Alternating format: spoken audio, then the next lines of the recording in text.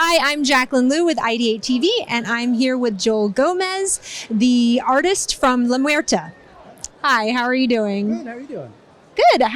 Tell us a little bit about what you do. Well, I am the series illustrator of a book called La Muerta, published by Coffin Comics. It's a book that we've been publishing for 8+ years. We're going on 8 years. It's a series we like to call a Mexi Noir event. Mexi Noir is a combination of crime noir, kind of a storytelling with the Mexican culture. And our series protagonist, Maria Diaz, aka La Muerta, is steeped in Mexican culture. And so it's kind of a supernatural crime noir that we work on. So do you want to talk, what is your inspiration for that? My inspiration comes from the scripts that I get from Brian Polito and Mike McLean, the series creators, and we kind of vibe on a lot of the same things. We love a lot of the same kind of movies, B movies, and culture and stuff like that. And I add a little bit of the Mexican kind of background or history that I'm familiar with growing up. So in our book, particularly. In one chapter, we had our character fighting La Llorona, and so we'll have elements of things like that in the Mexican culture that you can find, or maybe you had grown up with, and it's got a little bit of that going on, as well as, like I had mentioned before, a crime noir element to it. So it's a little bit of an edgier, dark comic. I would describe it in an elevator pitch. It's Sin City meets The Crow with a Mexican kind of protagonist. Well, speaking of sort of the Mexican American culture and comics, like how do you feel La Muerta fits into this and the importance of this culture?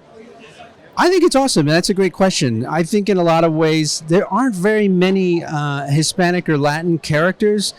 And in a weird way, that's not the focus of the book, but it's the idea of just bringing something with a new flavor.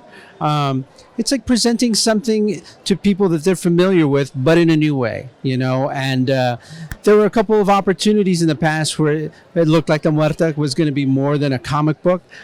Didn't quite work out as we had hoped, but we knew that maybe we were on the right path just by the idea of the interest in the character and in the stories involved. We've been working on La Muerta since, oh my gosh, I want to say 2016. And each chapter we've put up and funded through Kickstarter campaigns. And so Coffin Comics has really taken advantage of the medium and connecting with their fan base directly through Facebook forums and social media. And it's really elevated what we've been able to do with the character versus just traditional publishing. So it's been an awesome opportunity, and for me, it's been a great way to navigate the new landscape of comics and connecting with fans in a way that I didn't realize was possible.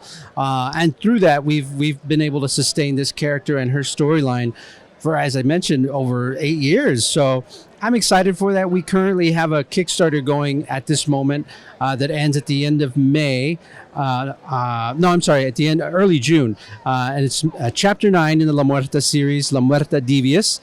So if you happen to check it out, please do on Kickstarter.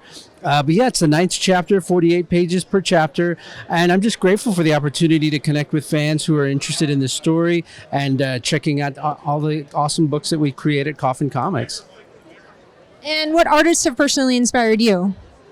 Oh my gosh, there are so many, and it's the weirdest thing. I love artists through all kinds of mediums, but currently at the time, I'm really into some of recent comic book artists. I would say Mateo Scalera. He's a current kind of a hot, popular comic book artist. Very lively looking stuff, really moody, inky kind of work that I enjoy. Still love the classics. Mike Mignola, Alex Toth. So yeah, and I'm always looking and bouncing around on artists that aren't even published, like people that I just find on Instagram, younger people that just doing fun stuff with characters of their own creation. And I don't know, like I said, it's social media and with how it works, I'm kind of becoming more aware of things that are in smaller markets or in no market at all, just people drawing stuff in their free time. And it's very inspiring and encouraging to see so many new ways of interpreting things. That it just kind of adds fuel to my fire.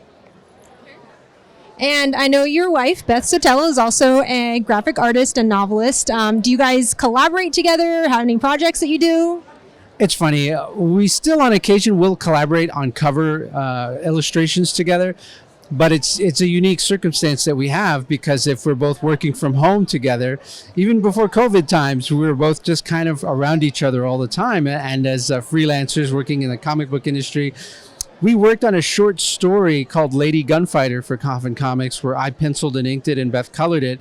And that was a lot of fun just because she knows the kind of style and work that I'm into. And so she knows the flavor and the kind of things that I enjoy. So to have her embellish and flourish and bring her own sensibilities to those pages was really awesome. But I dare not tempt fate, because I love being, what is it they say? Happy wife, happy life. So I always try to watch out for that kind of stuff. But we still work together on covers and possible like spot illustrations and stuff like that. But it's always fun to connect. And I like to keep it in that arena. And how about any words of advice for maybe some artists coming up, little kids that want to do what you're doing? Yeah, you know what? I'd say stay hungry. Really focus in on the things that you really enjoy. Like focus on why that artist's work really catches your imagination or why that show is your favorite or what is it about that character that you enjoy so much. And break it down, like draw it as much as you want. And, you learn to draw what you love until you love to draw. So that's the biggest thing I could say is like just draw your favorite things and draw them and draw them and draw them and draw them. And one day you're just going to love to draw and you'll draw everything and anything. Great. And where can we find your art, your website? You can find me at joelgomez.net and also Joel Gomez Art on Instagram as well as on YouTube and Facebook. Great. Well, thank you so much for your time, Joel. Thank you so much for having me. You're welcome. And once again, I'm Jackqueline with IdeateTV.